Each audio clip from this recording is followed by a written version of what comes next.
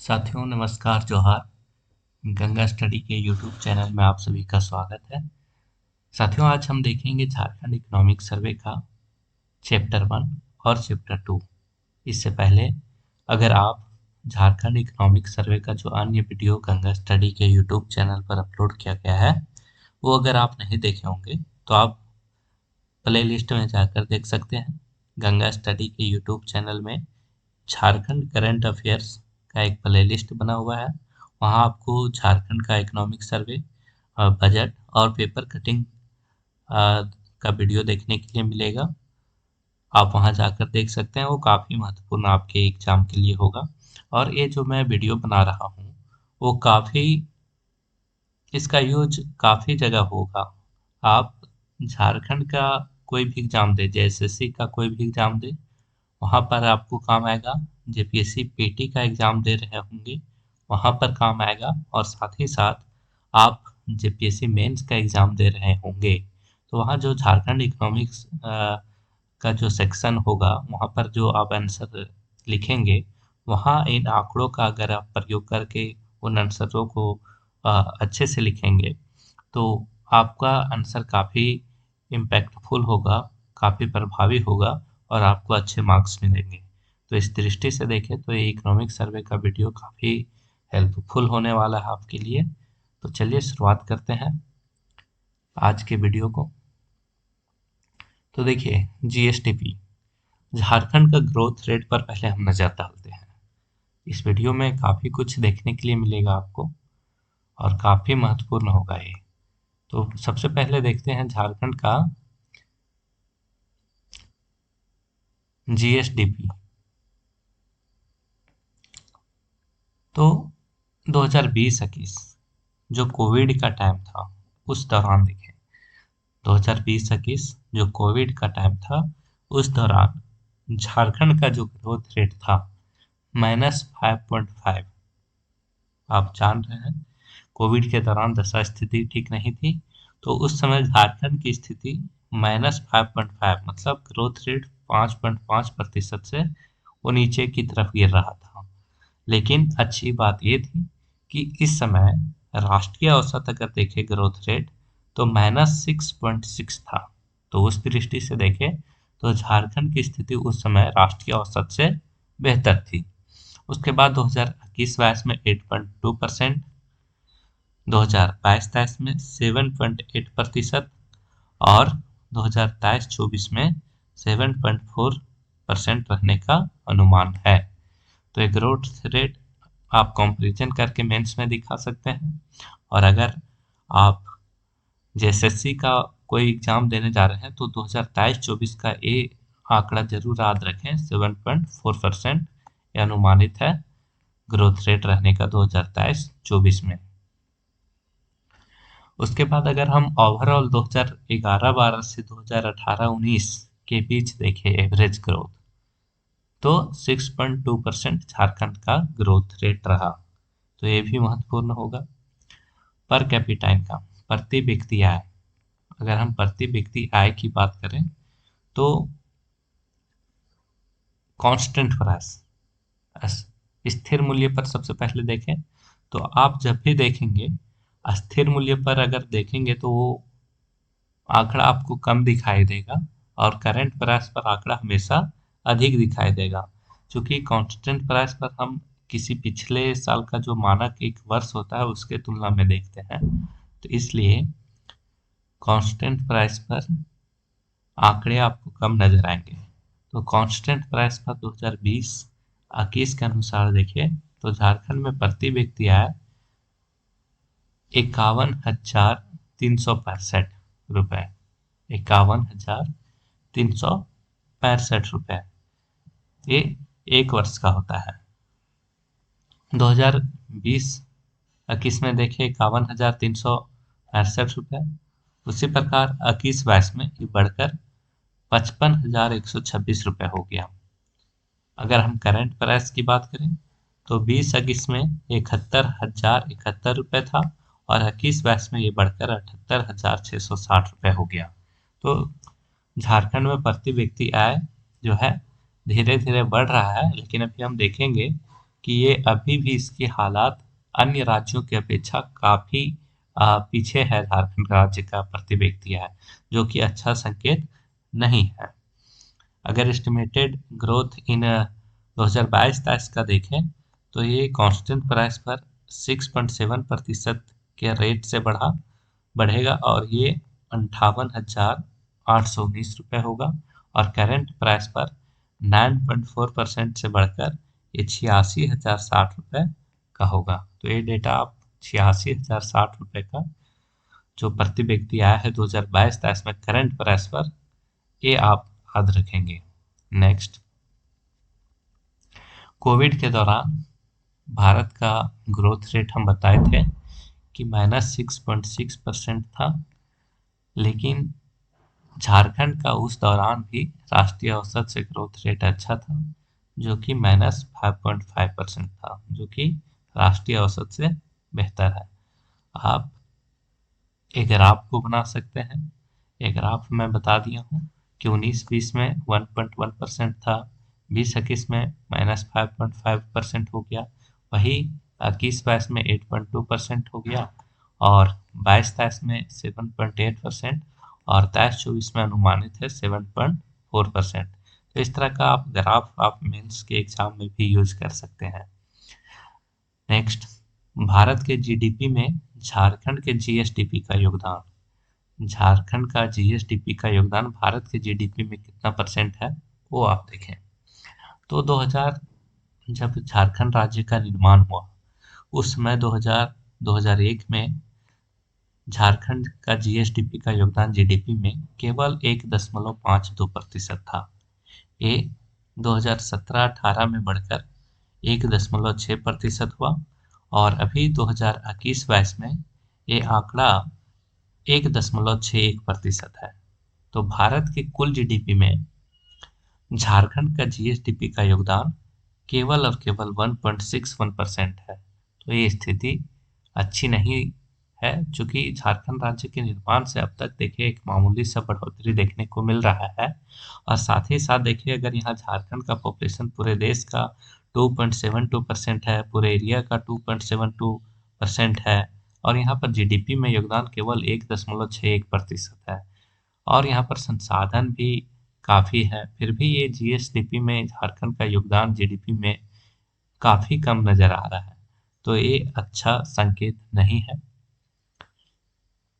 Per capita income, per capita income Bharat से लगभग 40% कम है झारखंड का। अगर राष्ट्रीय औसत से देखें प्रति व्यक्ति आय में, तो राष्ट्रीय औसत से लगभग 40% कम है। ये आंकड़ा आप जरूर याद रखेंगे।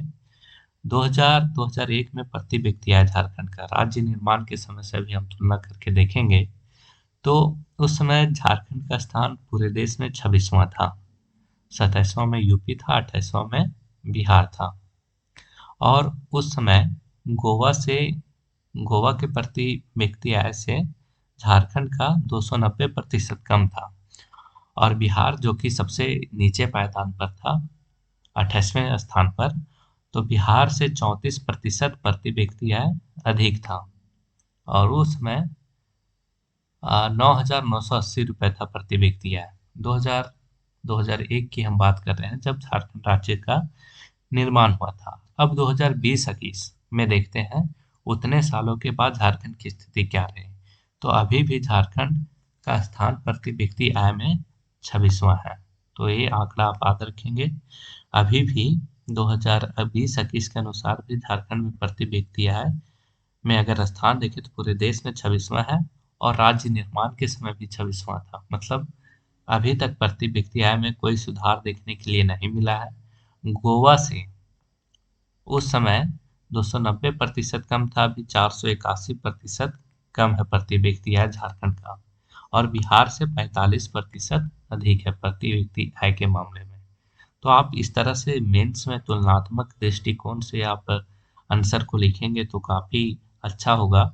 और जो आंकड़े अभी मैं बता रहा हूँ वो सीधे तौर पर जेएसएससी के एग्जाम में भी पूछे जा सकते हैं। प्रश्न इस प्रकार बनेगा, प्रति व्यक्ति आय में झारखंड का स्थान पूरे देश में किस स्थान पर है, तो 26वें स्थान पर है। इस तरह के प्रश्न पूछे जा सकते हैं। ये भी प्रश्न पूछा जा सकता है। पर कैपिटा इनकम में भारत से या तो राष्ट्रीय औसत से झारखंड का आ, कितना प्रतिशत कम है पर कैपिटा इनकम, तो 40%। नेक्स्ट देखें, सर्विस सेक्टर या टर्सरी सेक्टर जिसको बोला जाता है। टर्सरी सेक्टर में झारखंड का जो ग्रोथ देखें, 2011-12 से 19-20 के बीच 7.6% से ये इसका ग्रोथ हुआ है। 20-21 में ये बढ़कर 9.2% हो गया और 9.2% नीचे गया है। चूंकि ये कोविड का दौरान था, कोविड का काल था, तो इसलिए ये टर्सरी सेक्टर आप जान रहे हैं, सभी स्कूल कॉलेजेस काफ़ी सारे जो सर्विस सेक्टर जो सेवाएं दे रही थी वो बंद थी। तो 20-21 में भारी गिरावट देखने के लिए मिला कोविड के कारण, और ये घटकर 9.2% से नीचे की तरफ घटा, मतलब ये माइनस में रहा। 2021-22 में यही टर्सरी सेक्टर ये फिर से 7.5% की दर से बढ़ता हुआ दिखाई दिया। इन्फ्लेशन इन झारखंड मुद्रास्फीति की बात करें तो नवंबर 2020 में ये भारत में 6.93% रहा और दिसंबर में ये 4.59% रहा। वही झारखंड में देखें तो नवंबर में 7.55% रहा, जो कि दिसंबर 2020 में ये घटकर 3.91% हो गया।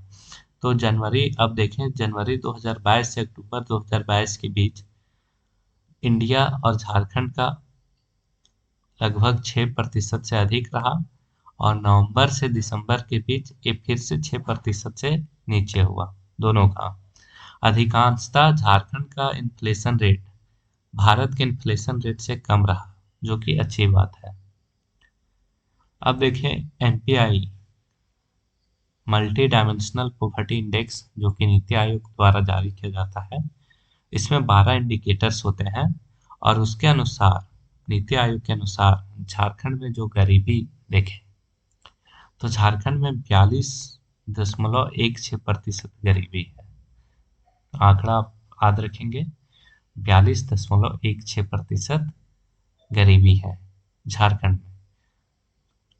अगर 2015-16 से 2019 से 21 के 20-21 के बीच देखें तो ये प्रतिशत में गिरावट आया है, 13% का गिरावट आया, मतलब पहले और भी था, जो कि 13% ये कम हुआ है। ग्रामीण क्षेत्र में गरीबी देखें तो 50.93% और शहरी क्षेत्र में 15.26%। तो निश्चित रूप से आप देखेंगे ग्रामीण क्षेत्रों में गरीबी दर अधिक होती है, क्योंकि वहाँ रोजगार के अवसर काफ़ी कम होते हैं, काफ़ी बेरोजगारी देखने के लिए मिलती है। शहरों में भी कुछ प्रकार की बेरोजगारी विद्यमान है, लेकिन ग्रामीण क्षेत्रों में अधिक बेरोजगारी देखने को मिलती है। इसलिए आप देखेंगे झारखंड में ग्रामीण क्षेत्रों में बेरोजगारी गरीबी 50.93% है और शहरी क्षेत्रों में 15.26%। और ये 2015-16 और 20-21 के बीच में ये घटा है 17% ग्रामीण क्षेत्रों में बेरोजगारी और शहरी क्षेत्रों में 27% घटा है।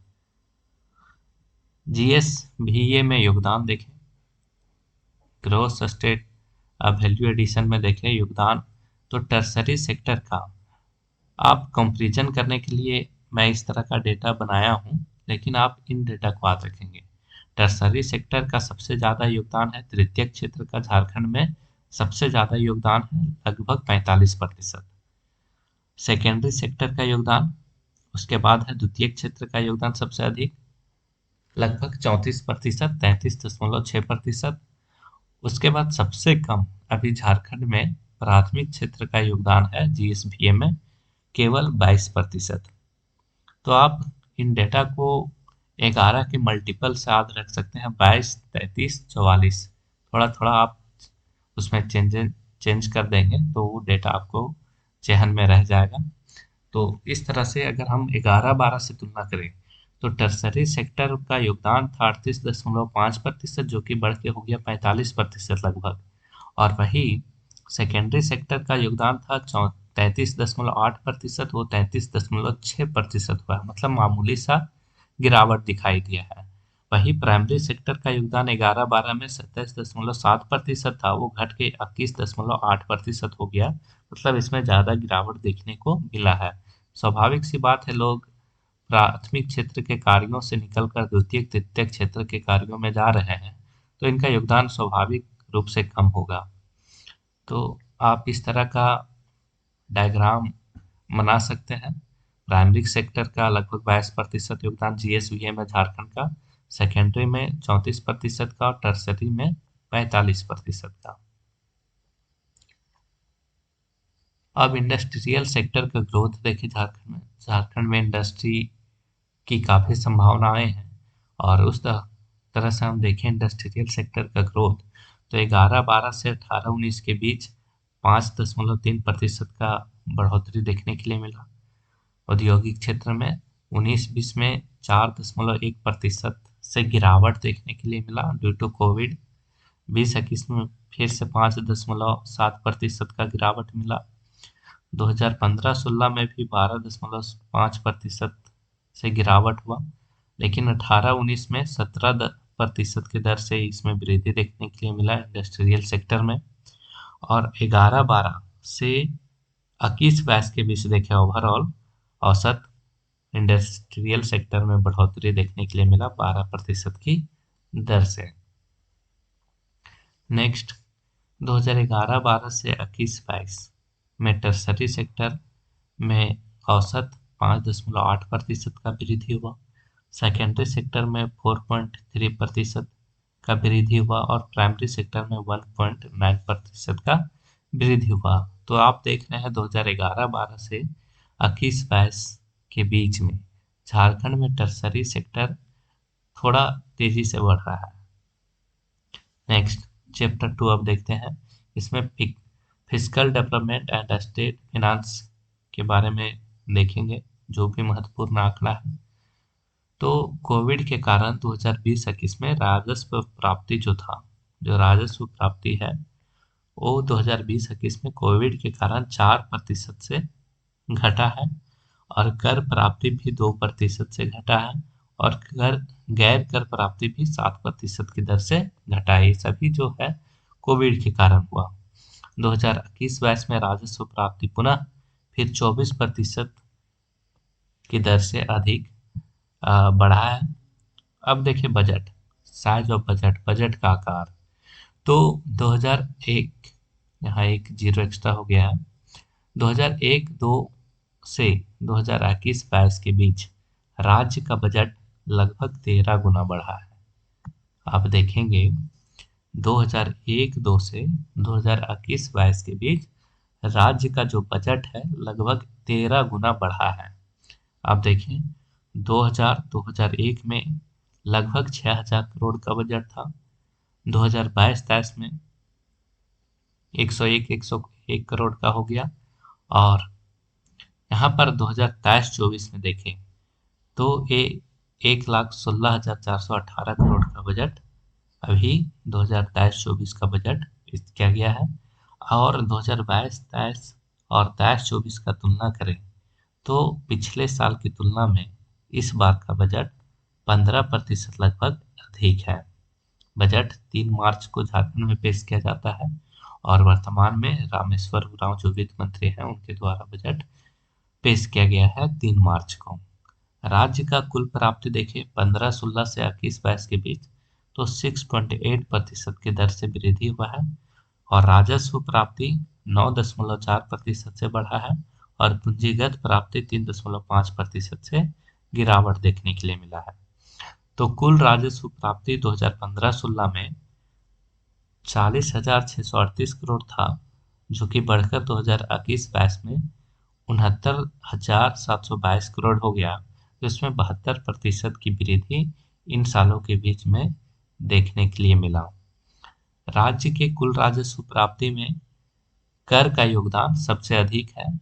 राज्य के कुल राजस्व प्राप्ति में कर का योगदान, टैक्स का योगदान सबसे अधिक है, जो कि 60% है 2015-16 से 20-21 के बीच में। राज्य कुल व्यय 2015-16 से 21-22 में ये 6.1% की दर से बढ़ा है, और 15-16 में ये 9.9% की दर से बढ़ा, और 16-17 में 12.9% की दर से कुल व्यय बढ़ा है। कुल व्यय की बात करें तो 2015-16 में ये 54,400 करोड़ था, जो कि 21-22 में बढ़कर 77,800 करोड़ हो गया। इसमें 2015-16 में देखें तो 57% जो है व्यय एक्सपेंडिचर इन स्कीम स्कीम में ये खर्च किए गए, और 43% जो खर्च है इस्टेब्लिशमेंट में किया गया।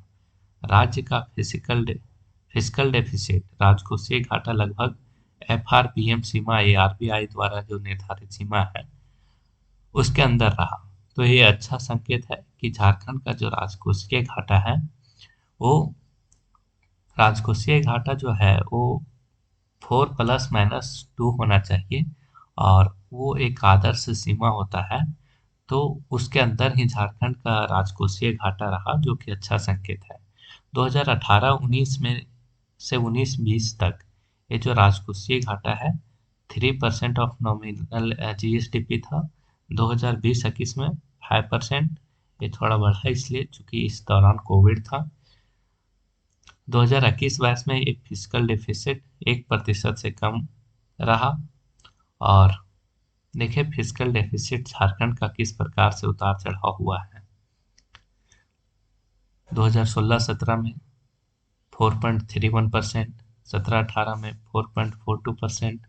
इस तरह से अगर आप देखें तो लास्ट में आप जरूर ध्यान रखेंगे 2022-23 में झारखंड का जो राजकोषीय घाटा था वो 2.81% रहा, और वही बजट में इस बार का जो अनुमानित है 2023-24 में फिजिकल डेफिसिट राजकोषीय घाटा रहने का वो है 2.76%। तो 2.76% अभी जो 2023-24 का जो अनुमानित है वो बजट में दिखाया गया है, वो राजकोषीय घाटा रहने का अनुमान है 2.76%। तो ये आप दो डेटा फिजिकल डेफिसिट से आप रखेंगे। 2022-23 में 2.81% रहा झारखंड का, और 2023-24 में अनुमानित है 2.76%। तो इस तरह से आप देखेंगे तो काफ़ी सारे महत्वपूर्ण डेटा यहाँ से निकल कर आते हैं, जो आपके आगामी एग्जाम के लिए काफ़ी महत्वपूर्ण साबित होने वाला है। इस तरह का वीडियो आपको चाहिए तो आप चैनल में जुड़े रहें। गंगा स्टडी के यूट्यूब चैनल को आप सब्सक्राइब कर दें, ताकि इस तरह का वीडियो आपको मिलता रहे, जो आपके एग्जाम में सीधे तौर पर काफ़ी मददगार होंगे। तो आज के लिए बस इतना ही। उम्मीद है ये वीडियो से आपको काफ़ी लाभ होगा। आज के लिए बस इतना ही। धन्यवाद।